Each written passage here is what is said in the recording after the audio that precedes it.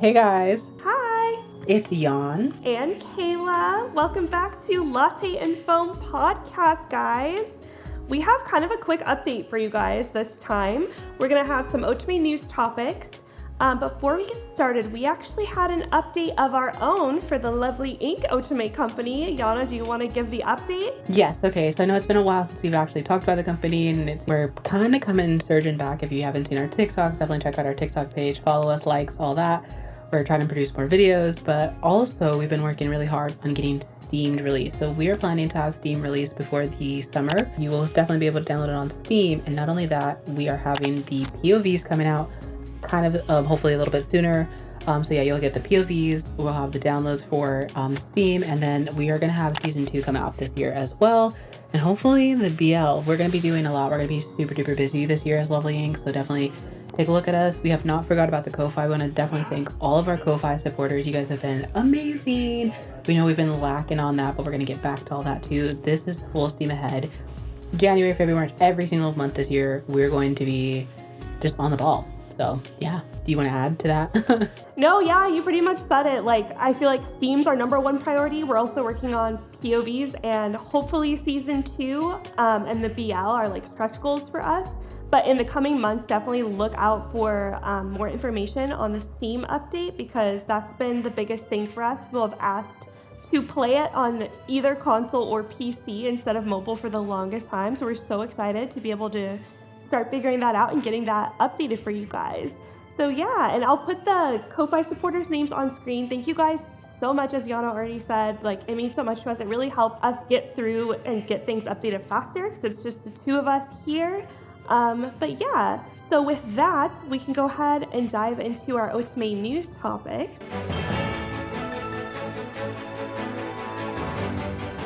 And the first one of which is just an update on new games coming out in 2024. In February, so literally next month, we're gonna have Sympathy Kiss coming out, which is an office slice of life.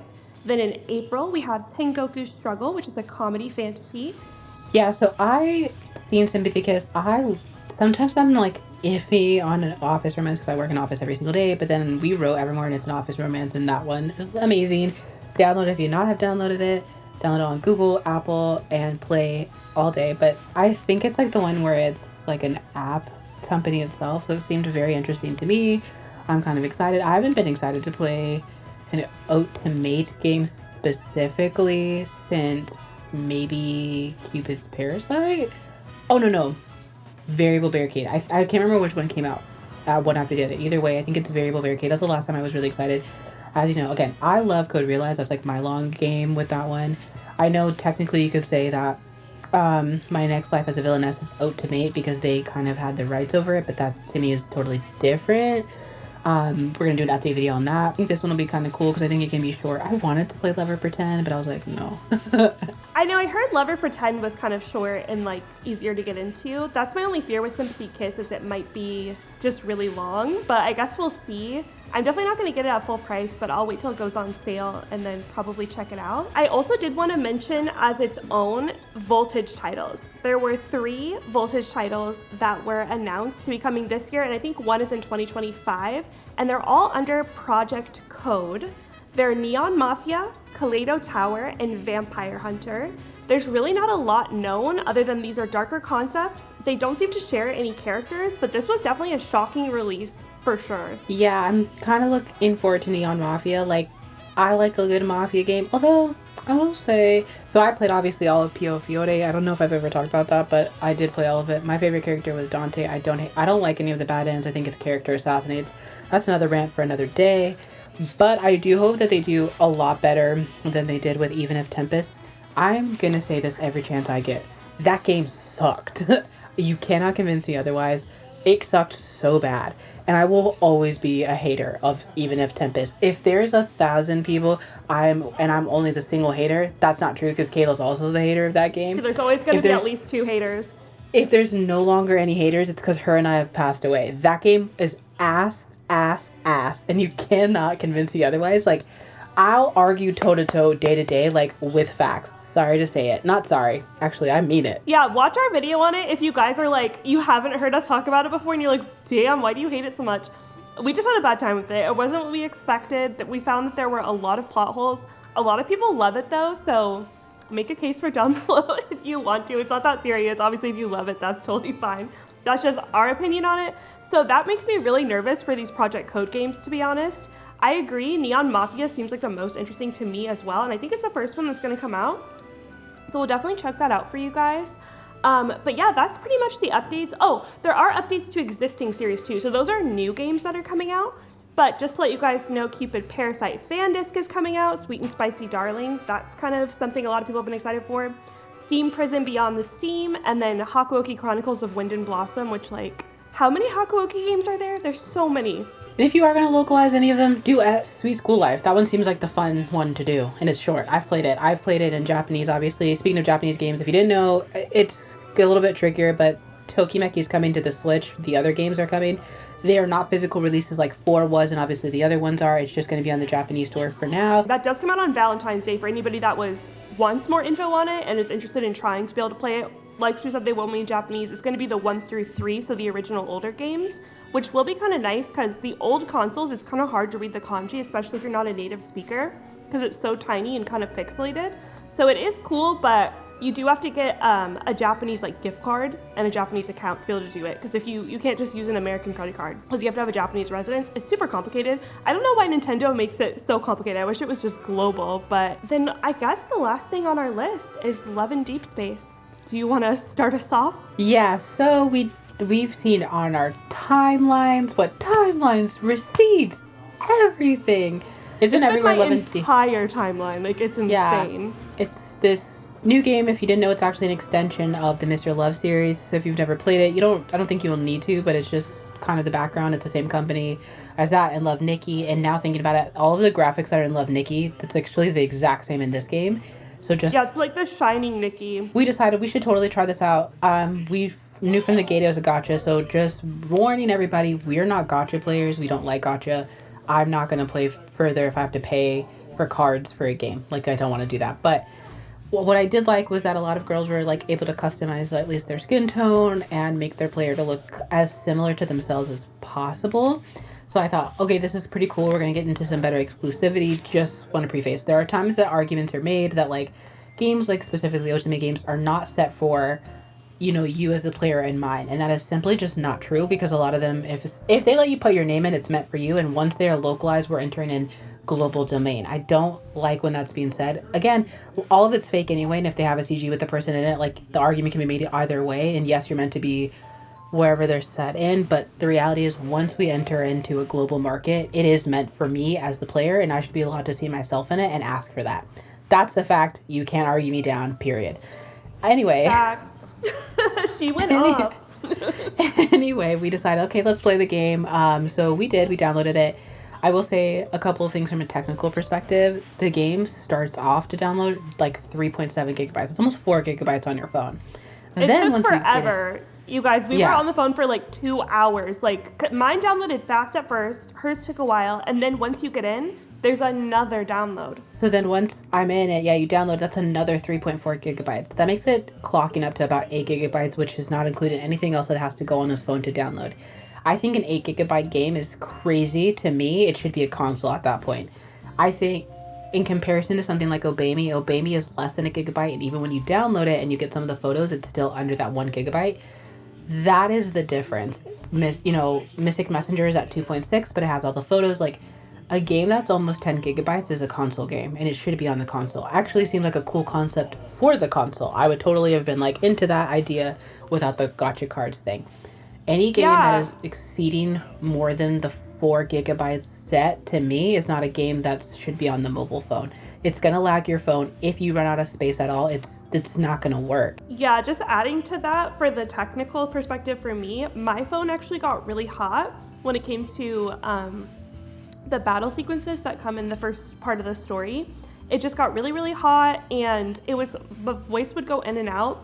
It was very laggy, and I just felt like it wasn't a good experience. The graphics are very nice, and the voices and everything. You can customize your voice as well, which is something really cool that I've never seen before, but it kind of reminded me more, if you guys have played Atelier games, I feel like it should have just been a console game like an Atelier games style thing, and it could be more fleshed out that way, and we could actually enjoy the graphics and the technology for what it is, versus how we've basically like cramming it on a phone just to gimmicky get money from people. Yeah, I think another thing that I would like to point out too is like, while it is taking great strides to be much more inclusive in terms of playability of who's can customize skin tone, it still wasn't doing enough. I hate having to say this, but 10 skin tones is just ridiculously crazy. I'm not within those 10 skin tones. Kayla's not even within those 10 skin tones. It's either very starkly one side or the other, and that just doesn't make any sense. Also, the whole not changing your hair color thing didn't make sense. Like, how can I change my eye color to all these cool colors and heterochromia, and my voice can be customized, but I can't change my hair color? Yeah, can somebody let us know how you do that? I don't know if we're just like missing it, or if it was glitched out and it wasn't giving us the option, or if it's something you unlock later in the game, but that was really weird. And yeah, as far as the skin tones, it doesn't make sense that they would only have a few swatches of that when they have like quadruple that for like eyeshadows and eye colors. You could do the same thing for skin tones. And of the shades that they had, they did have more lighter options. I felt like even my undertone was represented, which sometimes it's not, but it wasn't the same for Yana. So yeah, that's that on that. Yeah, so then we get obviously to the first part of it. You meet the first character. So for me, all games I think should have a set prologue or like beginning of the game where you can meet all of the characters. I don't think it makes sense to have it like, you can have it in chapters, I would say, but at least in that first chapter, every character should be easily meetable, because that is the first impression. You want to make that first impression. Again, I think it came out the gate pretty much guns a-blazing. It's this very intense game where you go into it, you're an evolve, and you're going to be this, obviously a hunter, and then you meet and you have the battle. I think the battle, like I said, your phone isn't the best like equipped for it, because you have to like hit this and do this at the same time, and your phone, like, it just reads weird to me. But I get it, like they decided to go mobile instead of console, so that's what they did, and it worked for me. It was like, again, pretty intense. I just think that always can improve on something, and if this was a console game, I think it would have like slapped so hard and I would totally have played it. Yeah, and I also don't understand why they went for like a live battle mode when a turn-based seems like it would be easier on the system and graphics of a phone. I also just prefer turn-based battling style, like in Persona. Like, I don't prefer like an all-out action battle style. So I thought that was an interesting choice. And yeah, my phone did get really hot and it started lagging really bad as soon as it got to that battle scene. Also, it changes the perspective to landscape from vertical, which is fine. I don't have a problem with that, but I did see a lot of comments in the reviews saying it did cause problems for them and their phone. Which, speaking of the reviews, do we want to talk about that one that we saw as far as like the payment being on a third-party site? Oh yeah, that's something we should absolutely talk about. This is something I can't verify. I just saw reviews on it, and I'll put one on the screen here. And it was specifically for Google Play, because this is the other thing. We went to the Apple App Store to download it because we both have Apple phones, and it was not letting us see any of the reviews. Like, it said there was a lot of reviews and ratings, but we couldn't actually read the reviews like we can on any other game. Like, we went to our app and you can see all of our reviews. So I don't know if they somehow turned that off or if that's even an option. But so we went to Google to see what we're saying. Yeah, shady as ever. And on Google, we went to the 1 stars just to see like what people complained about, like what were the problems that people had with the game. And they were saying whenever they tried to make an in-app purchase, it took them to a third-party site to make the in-app purchase versus through the Google Play API, which I believe that's illegal. Correct me if I'm wrong, guys, but basically that's going to bypass the 30% that Google and or Apple take. I don't think Apple allows you to, because Apple actually does hardcore review through the thing. They play the app. So I know Apple wouldn't do that. I just tested, like I clicked and see if it popped up. Apple does actually charge you. Google is not the best at reviewing things. So no, they're not. You can get away with anything. That's where it's at. So yeah, I think those are just some red flags to kind of look out for. In my personal opinion, I wouldn't go to a third-party website. I'm going to go through what my phone's pay thing is and avoid all that anyway.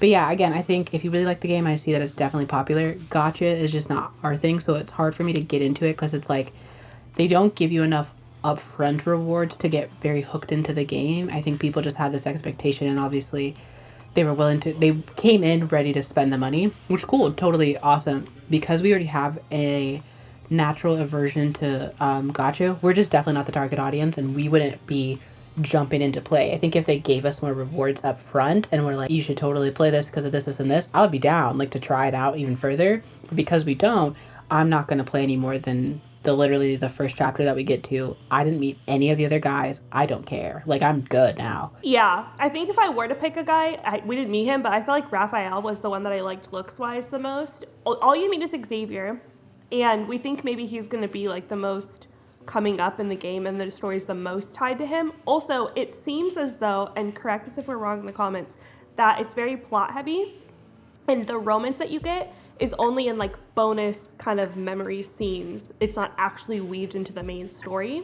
That's how it happened in Mr. Love. It was like less in the story, and it was based on the cards. Yeah, I think that's like pretty much the tea of everything that we have and like what it is. Again, totally, if you've played it and you love it and you have more insight to share, definitely comment below, let us know. You know, this is where we get off the train, because I'm not playing an 8 gigabyte game. I'm just not. Not on my phone. Yeah, it's too much for me. If they released a console game like this, I would definitely play it in a heartbeat. Let us know your guys' thoughts on it, if you would prefer it was console. If you ever foresee these kinds of companies making console games in this style, make your predictions down below. But yeah, that's it for this Otome news segment.